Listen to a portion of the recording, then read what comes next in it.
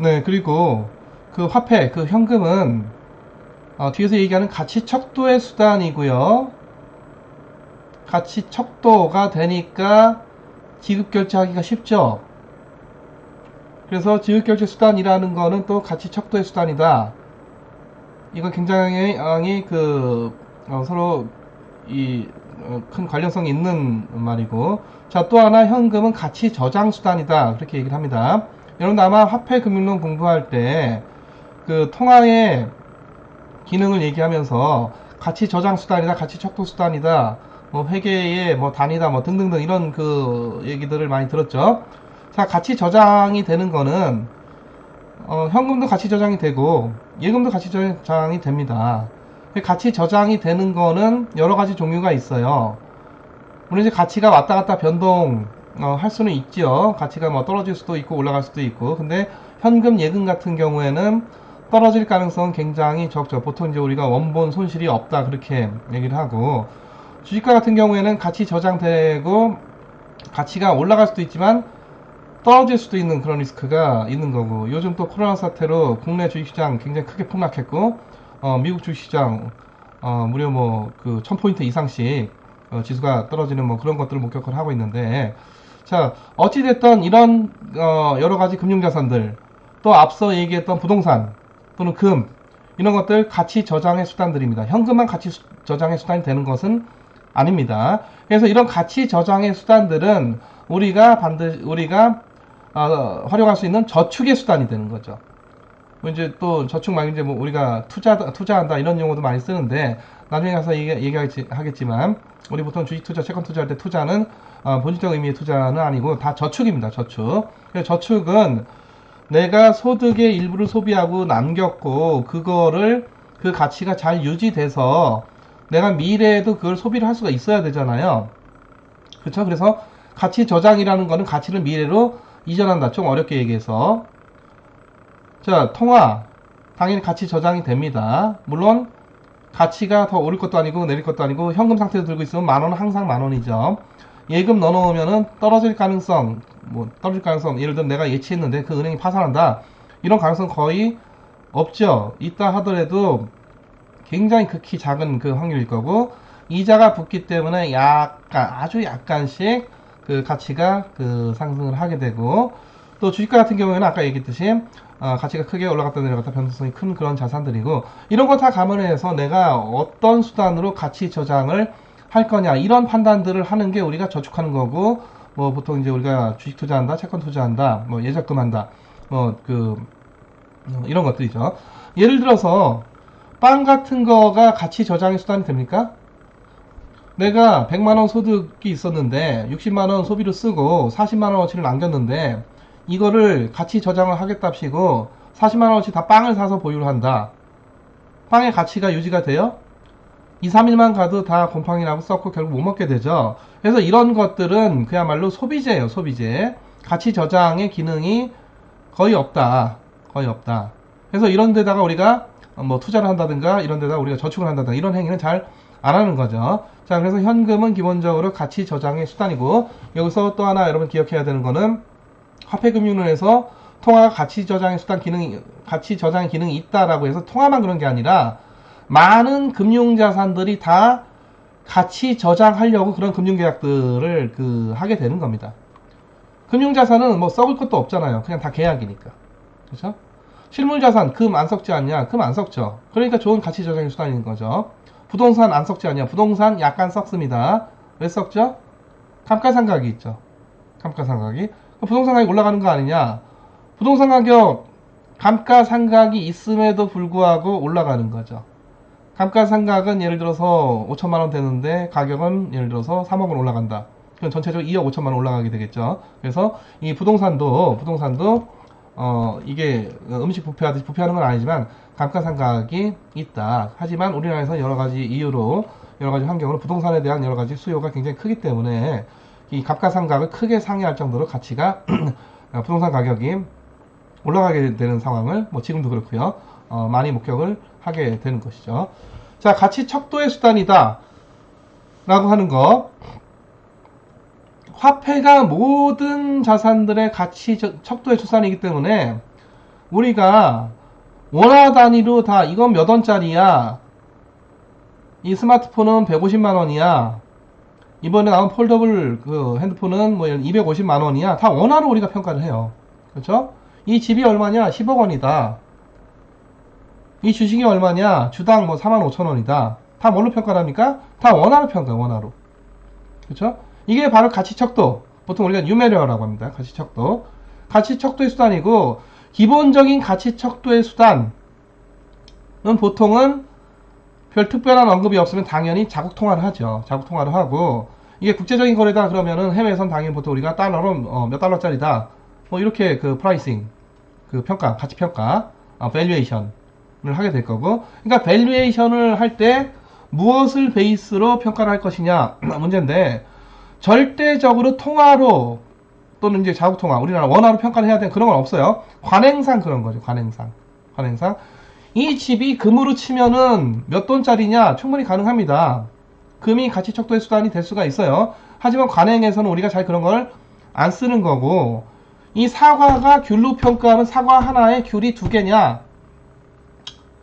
이게 이제 그 교환하는 사람들 마음이 이제 물물 교환인데, 뭐 이론적으로 안 될 것도 없지만 이게 굉장히 어려운 얘기들이에요. 사과 하나 가진 사람과 귤 2개 가진 사람이 적당히 만나야 되는 거고, 둘 간에 그 가격에 대한 또 합의가 적당히 사과 하나 대 귤 2개라고 하는 거에 합의가 있어야 되는 거고, 근데 화폐라고 하는 아주 객관적이고 관행적으로 지금까지 써왔던 그런 가치척도의 수단 죄송합니다. 이 있기 때문에 우리가 사과도 이거는 하나에 1,000원이야, 2,000원이야, 귤도 하나에 500원이야, 뭐 1,000원이야, 다 화폐로 거래를 할 수가 있는 거죠. 귤과 사과를 맞바꿔서 거래를 할 필요가 없어요. 내가 귤이 필요하면 사과 팔아서 돈을 받고 돈 가지고 귤 사면 되는 겁니다. 귤 가진 사람이 사과 필요하면 사과를 직접 직거래하지, 그 물류교환을 하지 말고 귤 팔고 그 돈으로 그 돈 받아서 사과 사면 되는 거죠. 그래서 이런 화폐가 관행적이고 아주 객관적인 그런 가치 평가의 척도가 되기 때문에 우리가 다양한 형태의 상업거래나 금융거래가 이 우리나라 경제에서는 원화 베이스로, 해외 경제에서는 달러 베이스로 아주 원활하게 이루어질 수가 있는 것이다. 그렇죠? 이런 가치 평가는 실물자산 가치만 평가를 하는 게 아니라, 실물 거기다 소비재까지 다 합쳐서 금융자산도 우리가 주식이 일주에 얼마다, 뭐 채권이 뭐 얼마짜리다, 다 뭘로? 화폐로 평가를 하는 것이죠. 그렇죠?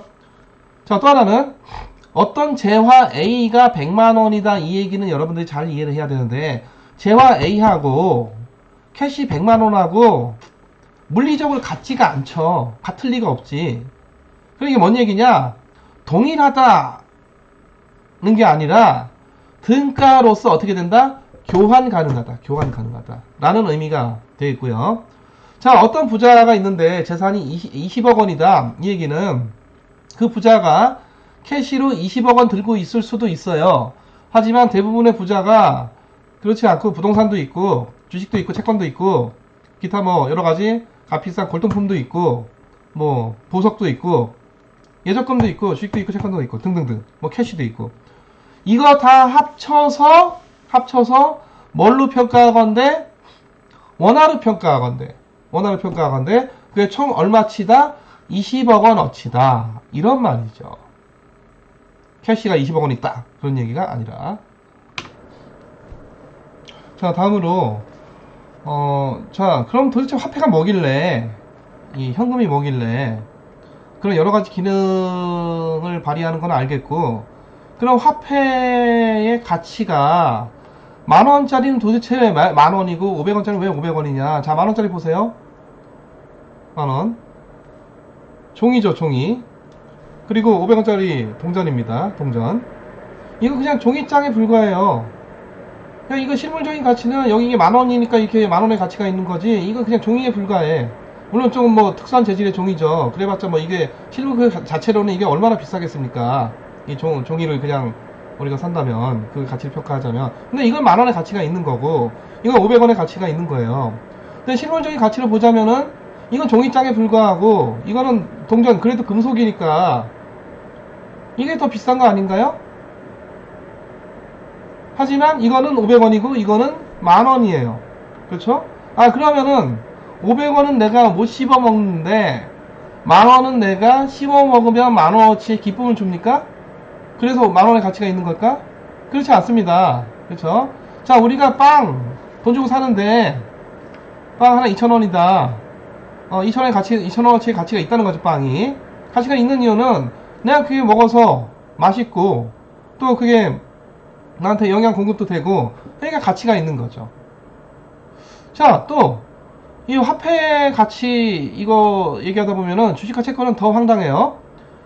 주식과 채권은 종이장조차도 없습니다. 예전에 이제 주권 해가지고 이제 뭐 이런 채권 이런 게 있었었는데 요즘 이제 그 법제도적으로 전자증권 하는 그런 그 법제가 있어서 전부 다 종이장조차도 없고 그냥 다 전자적인 기록이에요. 전자적인 기록. 그럼 주식과 채권이 왜 가치가 있느냐?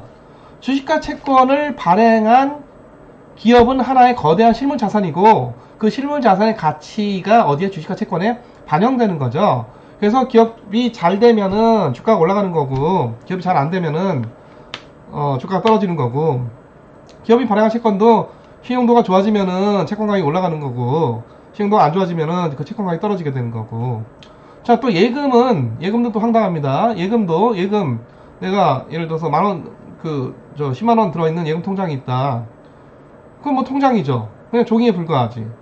뭐 예금 우리가 만져봤습니까? 뭡니까? 보이지도 않고 만질 수도 없고 그냥 통장상의 기록이고 전자적인 기록에 불과해요. 금융자산 이런 게 말이에요. 금융자산 왜 가치가 있느냐? 아까 얘기했지만 실물 그 자체에 뭔가 있는 거지만 금융자산은 계약으로서 가치가 있는 거고 가장 기본이 되는 그런 이 현금자산 또는 우리가 통화자산 지폐하고 동전 이게 왜 가치가 있는 것이냐? 가치가 도대체 어디서 오는 거냐? 이걸 우리가 좀 따져볼 필요가 있겠습니다.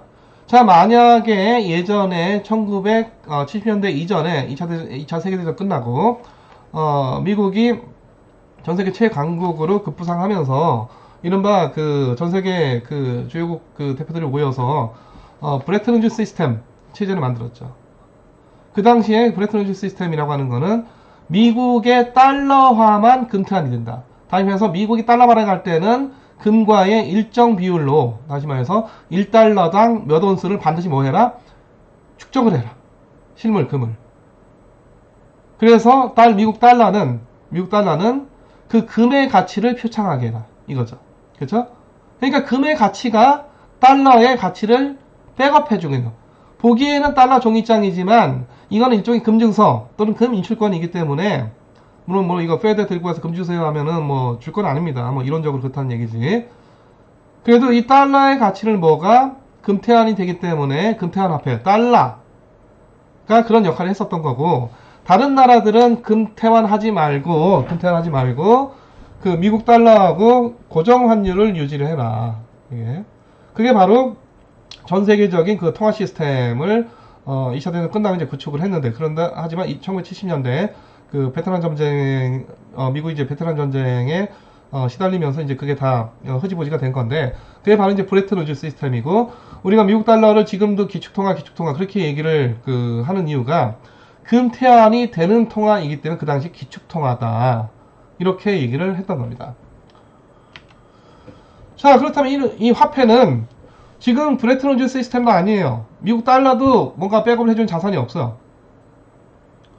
우리나라 원화는 당연히 없죠. 예전에도 없었고 지금도 없고. 그럼 그 원화 발행하면서 한국은행이 거기다 어떤 실물자산 뭐 금이라든가 뭐 부동산이라든가 이런 걸 자기네 자산으로 쌓느냐? 그렇지 않습니다. 그렇지 않아요. 자, 일단은 우리가 법화 또는 법정통화, 영어로 legal tender fiat money라고 해서 법에서 그 국가의 법에서 그 국가 내에서 유통이 되는 그 화폐는 중앙은행이 발행을 하고 그 중앙은행이 발행된 지폐하고 동전은 가치가 있으라 라고 법에서 선언을 했어요. 그래서 법화예요. 그래서 법정통화이기 때문에 가치가 있다. 그래도 어느 정도는 뭐 설득력이 있는데 법에서 가치가 있으라 했다고 법에서 가치가 있으라고 했다고 가치가 있겠습니까? 뭐 우리 태초에 하느님이 뭐 강물이 생기라 강이 생기라 하면 강이 생기고 땅이 생기라 하면 땅이 생기고 하늘이 생기라 하늘 생기듯이 법이 화폐에 대해서 종이장한테 너는 만원의 가치가 있으라 해서 만원의 가치가 생기겠습니까? 법으로 강제한다. 가치를 강제한다. 또는 법으로 그 가치를 보증한다. 이게 뭐 우리 교과서적인 설명이긴 하지만은 현실에서 우리가 법으로 강제한다고 해서 그 될 일이 아닙니다. 왜냐하면 우리가 어떤 예가 있냐면 북한과 같은 경우에는 북한 통화가 있죠.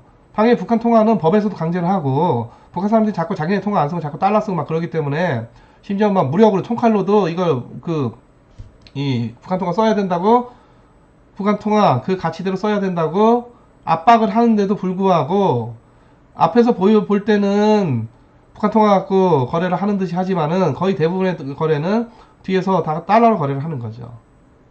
자, 우리나라가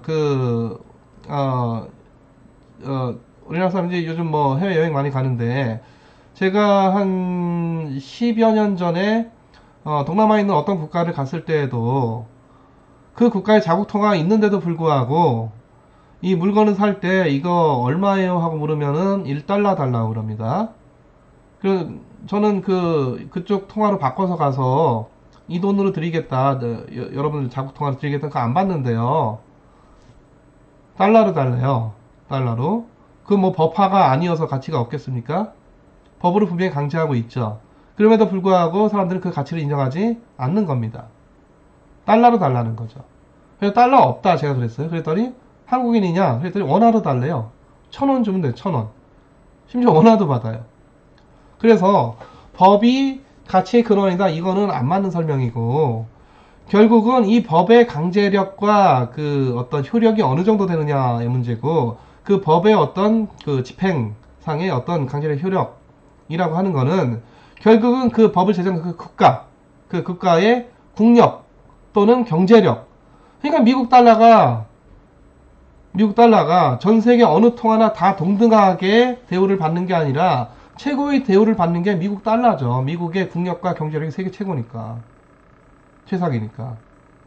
그래서 아무리 리갈 텐더, 법화, 법정화폐라고 하더라도 법 때문에 가치가 있는 게 아니라 법에서 강제하지만 결국은 그 국가가 어느 정도 그 화폐를 발행하는 그 법을 집행을 하는 그 국가가 얼마나 건전하냐, 강하냐, 또는 경제력이 어느 정도 되느냐.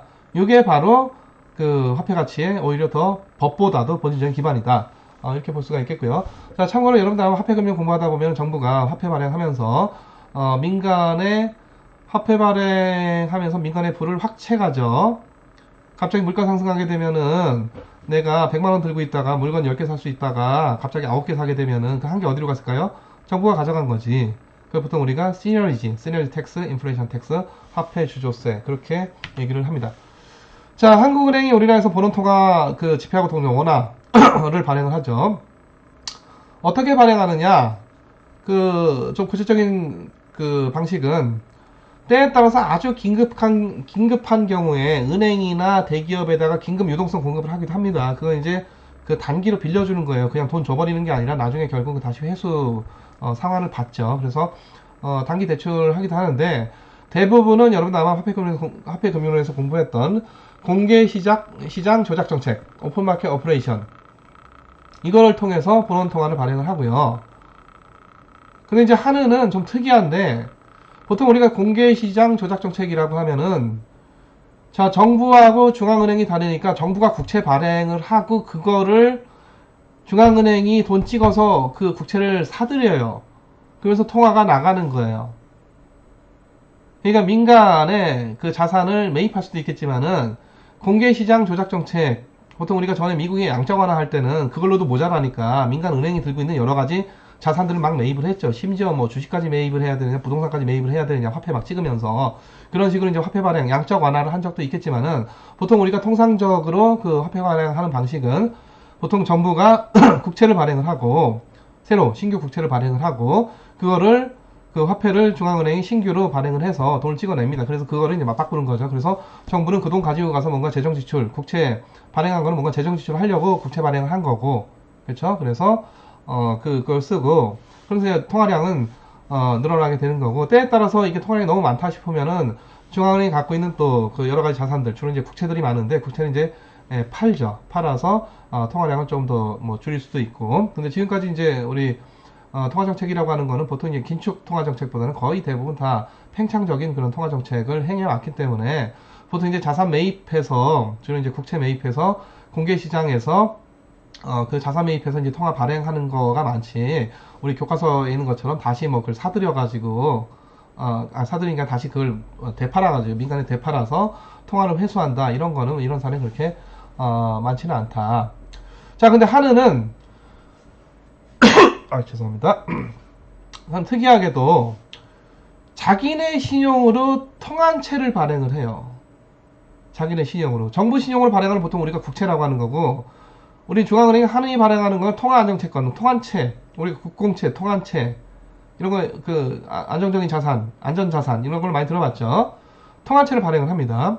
그래서 통한채를 샀다 팔았다 샀다 팔아, 발행했다 다시 사들였다 하면서 공개시장 조작 정책을 하기도 하는데, 이와 같이 중앙은행이 통화조절령으로 자기네 신용으로 채권을 발행했다가 다시 사들였다, 이런 건 상당히 좀 특이한 사례다.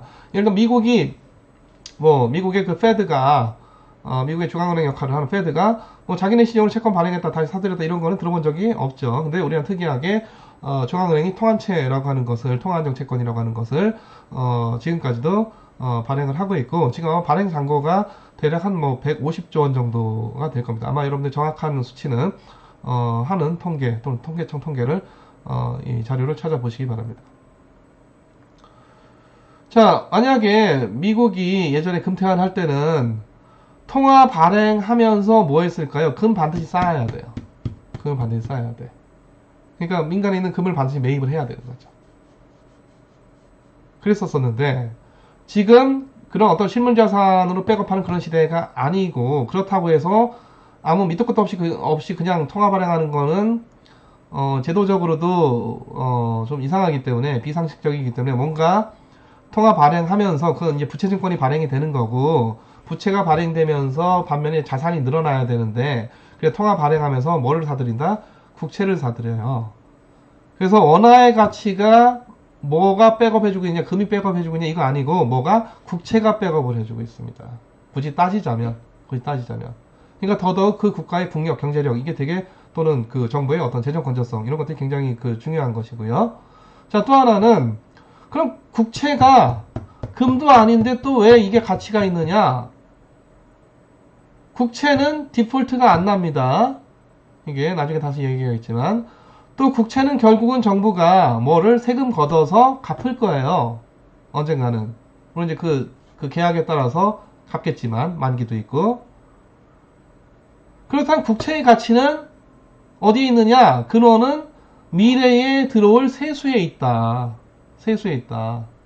아니, 그렇게 보면은 내가 들고 있는 도대체 이 10,000원의 가치는 어디 있느냐를 계속 그 뿌리를 쫓아가 보니까, 10,000원의 가치는 중앙은행이 들고 있는 국채에 있고, 국채의 가치는 국민들이 낼 세금에 있으니까, 결국 내 호주머니에서 나갈 이 10,000원, 이거 언젠간 세금으로 내면은 그 세금 때문에 이 10,000원의 가치가 있는 거죠. 이거 완전히 완벽한, 이게 우주적인 순환 같은 건데, 그러니까 이 10,000원짜리 가치가 있는 거는 내가 언젠가는 이 10,000원으로 뭘 할 거기 때문에 세금을 낼 수 있을 것이기 때문에, 그래서 10,000원의 가치가 유지가 되는 겁니다. 굳이 따지자면. 예, 요건 여러분들 한번 읽어보시고요. 자, 근데 그렇다면 한국은행은 처음에 시작할 때, 누구든지 장사 시작할 때는 시드머니, 자본금, 페이드 인 캐피탈, 납입 자본금이 있어야 되죠. 구멍가게를 하던, 중소기업을 하던, 대기업을 하던 자본금이 있어야 되는데, 그럼 한은은 처음에 도대체 뭘 갖고 장사를 시작했느냐? 한은의 장사라고 하는 거는 한은이 특별한 영업활동 하는 건 아니지만은 돈 찍어서 발행하고, 국채 사들이고, 그리고 통화량 조절하고 이런 거 하는 데가 이제 한국은행이라는 조직이고, 여러분들 아는 사람도 있고 모르는 사람도 있지만, 한은은 정부 조직이 아니에요. 그래서 중앙은행 독립성, 이것 때문에 이 정부하고는 독립적인 의사결정을 할 수 있게끔 그렇게 법제화가, 어느 나라나 정상적인 국가라면은 법제화가 되어 있는데, 물론 그렇다고 해서 완전히 엇나간다, 그게 아니라 아무래도 이제 당연히 정부의 영향을 받을 수밖에 없죠. 자, 근데 한은은 태초에, 우리 이제 한국은행은 우리 1945년도에 일제로부터 해방되고 나서 한국은행이 처음 시작이 됐을 텐데, 뭐 처음에 뭘로 장사 시작을 했느냐? 시드머니가 뭐냐? 종잣돈이 뭐냐? 없어요. 없어. 그래서 하는법을 보면은, 하는은 무자본 특수법인으로 설립한다. 이렇게 돼 있습니다. 자본 제로라는 얘기. 완전 거지로 시작을 했다는 거죠. 그리고 지금도 자본이 없어요. 왜? 주식회사가 아니기 때문에 뭐 자기 자본을 조달할 길이 없어. 뭐 주식 발행 이런 게 없어. 한은이 주식 발행했다는 얘기 들어본 적이 없죠. 그래서 한은의 대차 대조표에 대변과 차변이 있는데, 대변에는 자기 자본 제로에 제로. 뭐만 있다? 부채밖에 없다. 그 부채가 전부 다 뭐다? 한은이 발행한 통화, 본원통화가 되겠습니다. 본원통화. 자, 그럼 이런 밑도 끝도 없이 뭐 미천도 없는 한은이 그 시작을 해서 뭐 이런 비즈니스를 하고 있는 건데, 그런 한은이 발행하는 그 본원통화가 도대체 어떻게 그 시스템 유지가 되고 가치가 유지가 되느냐? 아까 얘기했듯이 법이에요. 일단은 법정통화. 근데 법이 다 모든 걸 설명할 수는 없는 거고, 결국 이제 우리나라 국력이라고 하는 게 필요한 거고, 조금 더 구체적으로는 한은이 그 이 화폐 발행할 때, 지폐하고 동전 발행할 때 그냥 마구 발행하는 게 아니라 뭘 사들인다고요? 주로 뭐 100% 국채는 아니지만 뭐 상당 부분 국채로 그 자산을 쌓고 있습니다. 물론 다른 걸 매입하는 경우도 있어요. 그래서 그 국채가 백업을 하고 있고, 국채의 가치는 또 세수가 백업을 해줄 거고, 세수는 뭐예요? 내가 낼 세금이죠. 그렇죠? 그래서 그렇게 순환적으로 유지가 되는 게 굉장히, 우리가 따지고 보면은 굉장히 특별하고도 굉장히 특수하고, 어떻게 보면 굉장히 그 예술의 경지 같기도 한, 또 우주적인 원리 같기도 한 그런 어떤 통화금융 시스템이다. 볼 수가 있고요. 자, 만약에 한은이 자기네 국채를 갖고 있는데, 그 국채를 자산을 갖고 있는데, 국채를 막 샀다 팔았다 하고, 그 국채를 다시 또 누구한테 빌려주기도 하고, 뭐 이런 영업활동을 한다? 안 하죠, 당연히. 왜냐하면은 위험하니까. 그리고 한은이 자기네 자산, 우리 자산이니까 우리가 마음대로 써버리겠다 해서 그걸 막 소비를 해버려. 그럼 안 되죠. 당연히 법에서 그렇게 못하게끔 되어 있는 거고, 그대로 그 자산으로 잘 유지를 하고 있어야 되고, 그래야만 통화 가치가, 이 본원 통화 가치가 잘 유지가 되고, 통화금융 시스템의 안정성이라고 하는 것이 달성될 수가 있겠죠. 자, 요건 이제 여러분들이 아마 화폐금융론에서 화폐 발행의 본원통화, 통화량의 관계, 뭐 이거 많이 보셨을 거고, 이거 아마 뭐 그냥 화금론 할 때 밑도 끝도 없이 많이 외웠을 거라고 생각이 됩니다. 이거 한번 보시고요. 자, 신용창조, 여러분들이 화폐금융론 죄송합니다.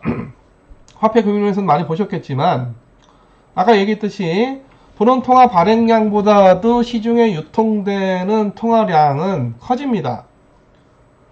본원통화보다 예금통화 훨씬 더 크고, 본원통화 예금통화 합친 M1이라고 하는 통화량, 본원통화랑 같은 게 아니라 본원통화 훨씬 더 커져요.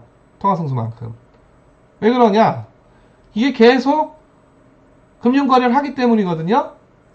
본원통화 발행되고 은행에다 예치하고, 은행이 예치한다는 채무채권관계죠. 예금자가 채권자, 은행이 채무자. 다시 은행이 또 대출하고. 자, 대출하면은 은행이 채권자, 빌려간 사람이 채무자. 빌려간 사람은 돈 빌려가서 캐시로 들고 있으니까 또 은행에다 예치하겠죠. 그럼 또 역시 마찬가지로 채권자, 채무자. 계속 채권, 채무 계속 이런 금융거래가 지속적으로 이루어지기 때문에, 아까 얘기했듯이 처음에 있던 100원이 금융거래 한번 했더니, 채권거래 한번 했더니, 돈 빌리고 빌려주는 거래 한번 했더니 전체 자산이 채권까지 합쳐서 200원이 되고, 그 또 빌려주면은 300원 되고, 또 빌려주면 400원 되고, 그럼 통화량이 100조 원이면은 죄송합니다. 본원통화 100조 원이, 지폐가 100조 원이 있으면은 이게 계속 금융거래가 이루어지면 무한히 가서 이게 발산하느냐, 무한대로 커지느냐? 그렇지는 않죠. 왜? 은행이 전액을 못 빌려줍니다. 대출을 못 하죠. 왜? 지준을 남겨야 돼요. 지급준비율을 남겨야 되니까. 지준 남기고 대출하고, 그게 또 예금으로 돌아오고, 다시 또 그거에 지준을 남기고 예금으로 대출하고, 다 못 빌려주는 거지.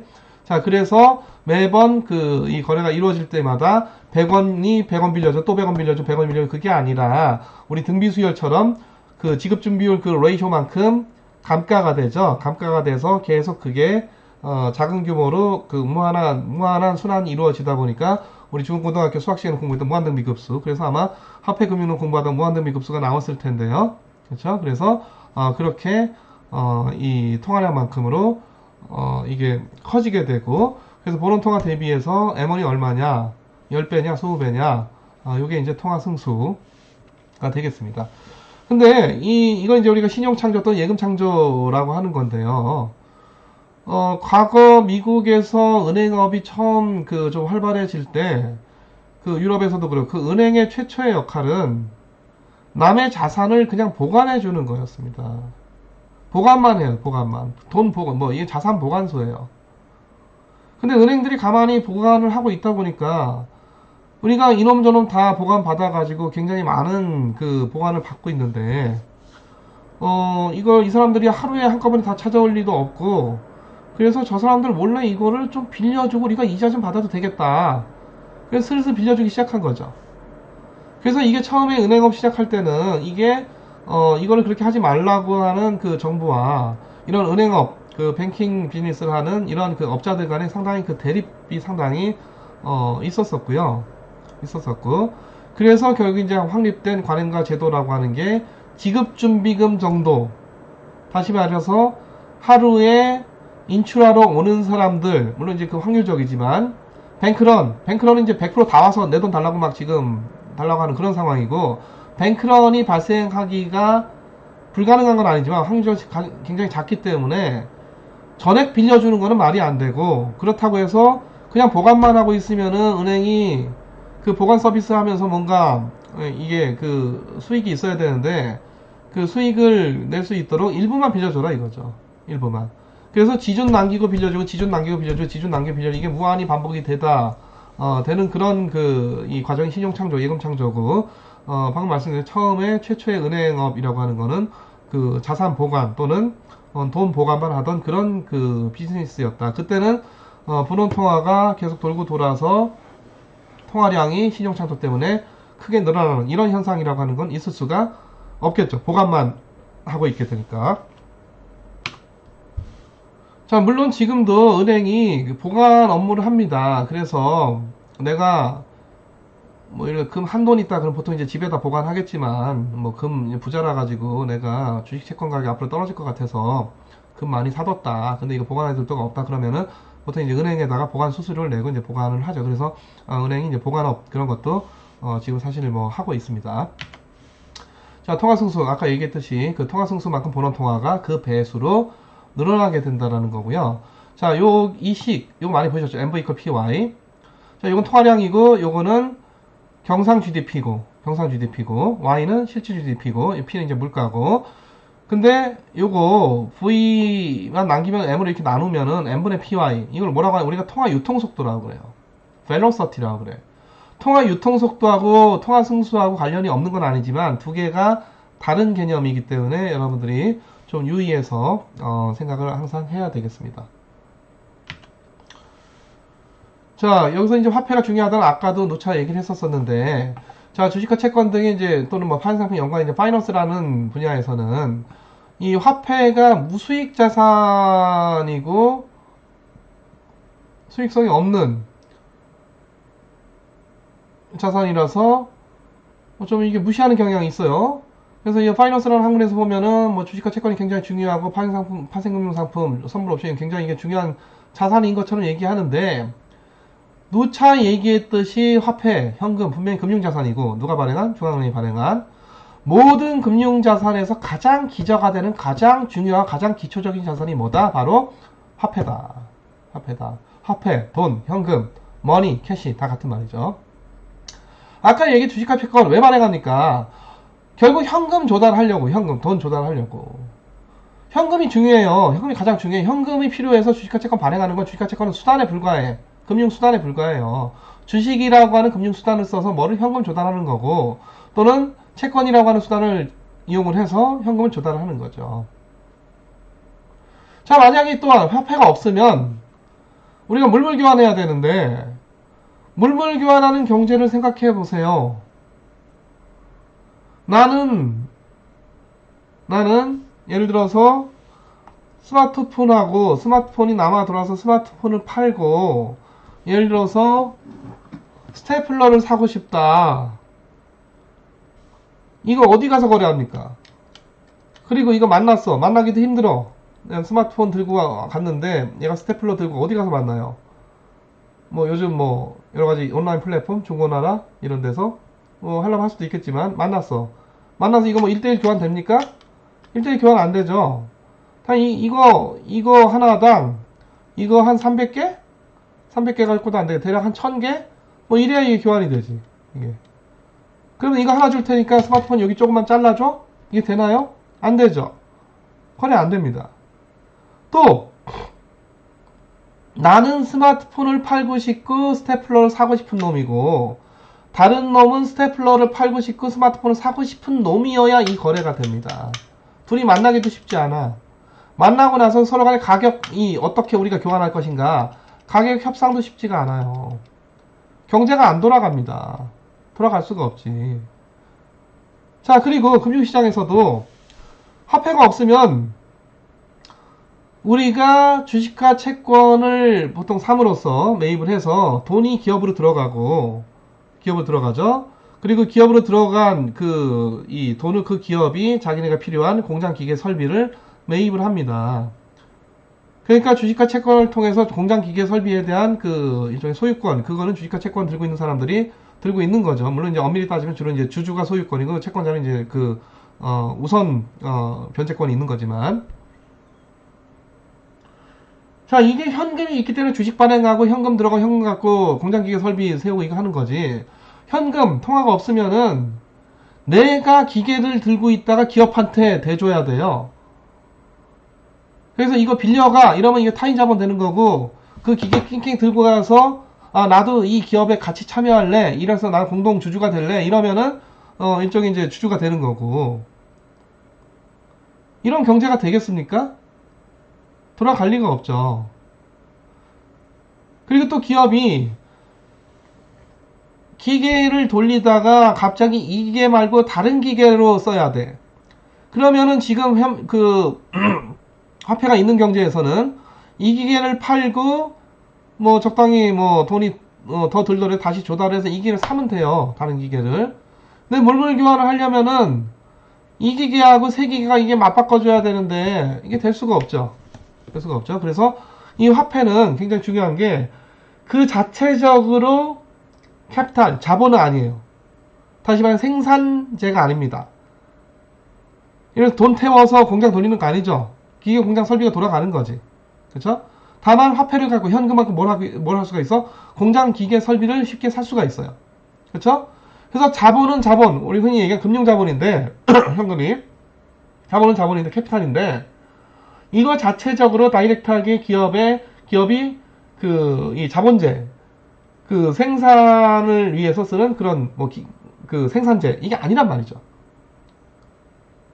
하지만 이 현금은 자본재를 쉽게 변환 가능하게 해주는 그런 역할을 굉장히 중대한 역할을 해주고 있다. 자, 그래서 이 화폐가 앞서 자본재 형태 전환의 유연성을 제공한다라고 하는 거고 자본 수요자, 자본 공급자 뭐 돈 빌리고 빌려주는 거래지만은 결국 그걸 갖고 그 공장 기계 설비 샀다 팔았다 하고 주식과 채권 샀다 팔았다 하는 거니까 이런 여러 가지 변환들, 트랜스포메이션이죠. 이런 것들을 굉장히 용이하게 해주고 또 이게 아주 객관적인 가치 척도가 되고 뭐 최종적인 어떤 교환, 지불의 지급 결제 수단이 된다. 이게 화폐죠. 화폐 대단히 중요하다. 자, 근데 꼭 화폐가 이거 해야 되느냐? 금을 할 수 있지 않느냐? 그런 적도 있었죠. 금화. 그리고 뭐 금 보관하면서 금 베이스로 해서 화폐 발행했다. 금태환 한 적 있었습니다. 근데 이거 다 해봤는데 다 문제가 있어요. 문제가 있고 미국에서는 우리나라에서도 종종 이제 금융위기가 발생을 했는데 미국도 200년 약간 넘는 그 역사 동안 상당히 많은 크고 작은 금융위기, 공황이 있었고 1930년대에 세계 대공황, 미국도 굉장히 큰 공황이 있었었는데 그때도 중요한 문제가 뭐냐면은 화폐량이 부족해. 선천적으로 화폐량이 이게 이제 금으로 써야 되고 금태환하는 화폐여야 되고 하니까 이게 원활하게 잘 반영이 안 되는 거죠. 그래서 선천적으로 신용 경색의 그런 위험을 갖고 있습니다. 그래서 지금 채택한 제도가 이런 거 백업 같은 거 하지 말고 금으로도 하지 말고 그냥 이게 종이장에다가 이게 신용화폐로 그 국력을 바탕으로 해서 우리가 법정화폐로 해서 발행을 하는 이런 신용화폐 시스템으로 지금까지 온 거예요. 이게 인류의 경험상 이게 그냥 그나마 제일 나아서 잘 나아서. 자, 그렇다고 해서 지금 현재 화폐 금융 경제 시스템 또는 통화 경제 금융 시스템이 아주 완벽한 거냐? 완벽하지 않죠. 우리가 종종 금융위기가 발생합니다. 지금도 코로나 이런 어떤 전염병 위기 때문에 뭐 맨날 전 세계적 판데믹 그게 되냐 아니냐 때문에 이제 전 세계 막 주가 급락하고 이게 굉장히 어떤 전 세계 유동성 경색 또는 신용 경색, 금융 경색, 금융 위기를 촉발하기 쉬운 그런 뭐 이 상황까지 도래를 하고 있는데 이 통화금융 시스템이 항상 완벽한 게 아니라 이게 종종 위기가 발생을 하고 2008년도에도 거대한 전 세계적인 글로벌 금융위기가 터졌었고, 그렇죠? 그리고 또 그럼 그때 전 세계 각국이 다 모여가지고 이제 앞으로 이제 통화 경제 시스템에 이런 여러 가지 문제점을 다 해결합시다 하는 그런 여러 가지 국제적인 공조 합의들을 많이 했어요. 그러면 앞으로 금융위기 안 터지냐? 또 터지죠. 언젠간 또 터져요. 지금 이제 예측 못했지만은 이런 코로나라는 이런 어떤 전염병 때문에 이렇게 어떤 위기 이런 게 오리라고는 예상 못했지만 결국은 또 이런 금융위기가 또 지금 분명 뭐 완전 금융위기다 뭐다 이렇게 얘기하기 어렵겠지만은 그런 위기가 반드시 터지게 되어 있다. 그 주기가 뭐 10년이 될 수도 있고 20년이 될 수도 있고.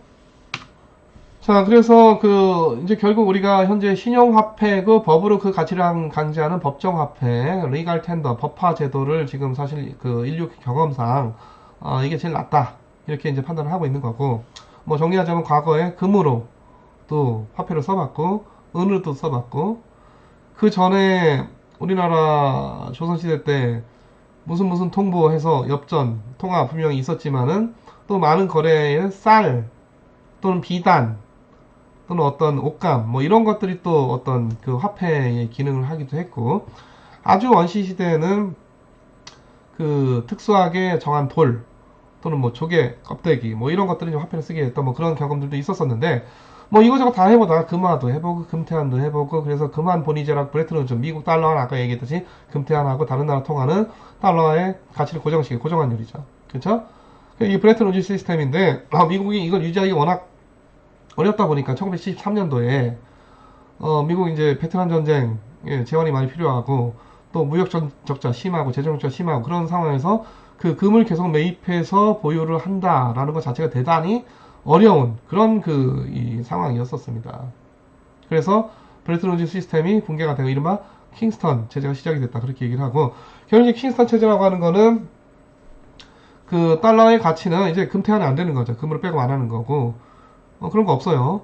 물론 이제 그 당시에 미국이 금태환 안 하겠다 하니까 전 세계 많은 국가들이 열받았죠. 특히 프랑스가 굉장히 격렬하게 이 불만을 표출을 했었었는데, 어찌됐든 하여튼 뭐 그런 과정을 거쳐서 지금 전혀 백업하는 게 없는 그냥 신용화폐, 그냥 믿음으로 그 가치가 있는, 믿어라 가치가 있는 거예요. 믿기 때문에 가치가 있는 건 믿지 않으면 가치가 사라져. 이게 바로 신용화폐 시스템이고, 그래서 결국 표면적으로는 그 화폐의 담보 실물이 없는 그런 신용화폐 시스템이고요. 각 국가 간 통화의 교환 비율, 환율, 변동환율제가 된 거죠, 지금. 자, 그리고 우리나라 워낙 법하냐? 당연히 법하고 법정화폐고. 자, 아까도 얘기했지만 법화제도 완전하냐? 그렇지 않습니다. 자, 가치의 궁극적인 근원이 뭐냐? 이거 굉장히 어려운 문제인데, 그럼 전 세계에 존재하는 수많은 자산 중에서 절대적인 가치를 갖는 게 뭐냐? 불행히도 그게 있으면 좋겠는데 그게 없어요. 그게 있으면은 그게 일종의 어떤 아주 절대적인 의미의 유매력, 어떤 가치 척도의 수단 또는 어떤 지급결제의 수단 뭐 이런 것들이 돼가지고 전 세계 통화 시스템이라고 하는 거 각국마다 다 없이 전 세계 어떤 화폐 이런 것들이 있을 수가 있겠는데 그런 게 없다. 그런 거 아니에요. 금도 그럴 수 있는 후보 중에 하나인 거고, 달러도 그럴 수 있는 굉장히 강력한 후보 중에 하나인 거고, 유로화나 위안화도 약간 후보이긴 한데 여전히 달러만큼 못 미치는 거고. 그럼 전 세계적으로 뭔가 거래를 할 때 내가 물건 팔았다. 뭘로 바꿀 거냐? 금으로 받고 싶습니까? 달러 받고 싶어 하겠죠. 그렇죠? 그렇다고 달러가 절대적인 가치를 갖는 거냐? 달러도 그냥 미국이라는 국가가 발행하는 그냥 신용화폐에 불과합니다. 미국이라는 국가, 국력에 대한 믿음이 있으니까 가치가 유지가 되는 거고, 지금 전세계 기축통화, 뭐 옛날 금태환 때문에 기축통화라는 명칭이 시작된 거지만은, 역할을 하는 것이지, 이것도 가치가 사라질 수가 있는 거죠. 뭐, 로마가 영원히 갔습니까? 그리스 시대가 영원히 갔나요? 명나라 시대가 뭐 영원히 갔습니까? 언젠가는. 그래서 미국도 앞으로 어떻게 될지 모르겠지만, 그게 절대적인 가치를 갖는다. 달러가 그렇지 않습니다. 금? 그런 거 없어요. 다이아몬드? 뭐 그렇게 볼 수도 있고 아닐 수도 있고. 근데 양이 너무 작죠. 그럼 가상화폐? 뭐 그럴 수도 있고 아닐 수도 있고. 뭐 가상화폐 미래가 어떻게 될지 모르겠지만. 자, 그리고 막스가 이른바 그 캐피탈리즘, 그 자본주의에 대해서 비판을 하고, 그래서 사회주의, 공산주의 사회로 가야 된다, 이런 얘기를 했었었는데, 그 얘기를 이제 지금 많은 잘 모르는 평론가들이, 금융 자본주의가 문제다, 또 뭐 이런 식으로 바꿔가지고 뭐 대충 막 이렇게, 뒤죽박죽 해가지고 얘기들 하는데, 아까도 얘기했듯이, 화폐, 돈이라고 하는 건요, 물론 이제 그 돈이 최고인 세상, 뭐 금융 자본주의 그렇게 얘기하지만 돈이 자본제가 되는 게 아니죠. 막스가 얘기한 자본제라고 하는 거는 생산수단, 우리 경제학적 용어로 자본제 또는 생산제예요. 생산제. 공장 기계 설비 얘기하는 겁니다.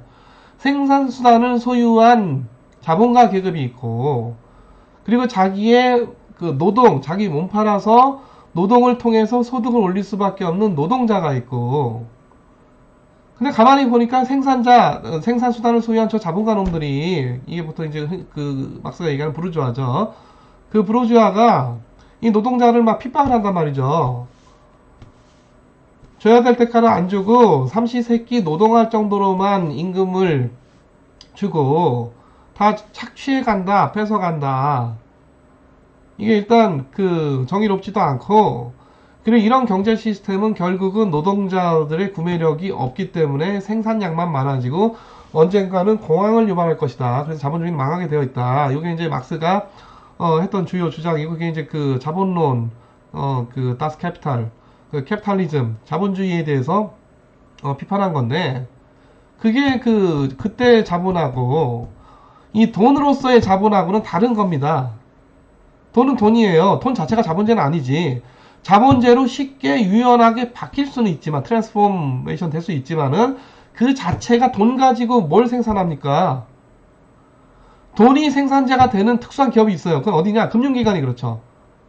돈이 있어야 뭐 대출도 하고 투자도 하고 뭐 이런 거 하는, 프로젝트 파이낸싱도 하고 이런 거 하는 거죠. 그런 특수한 기업들만 돈이 자본제지, 돈이 자본제가 돼서 돈이 공장일 수 없고 돈이 기계일 수 없죠.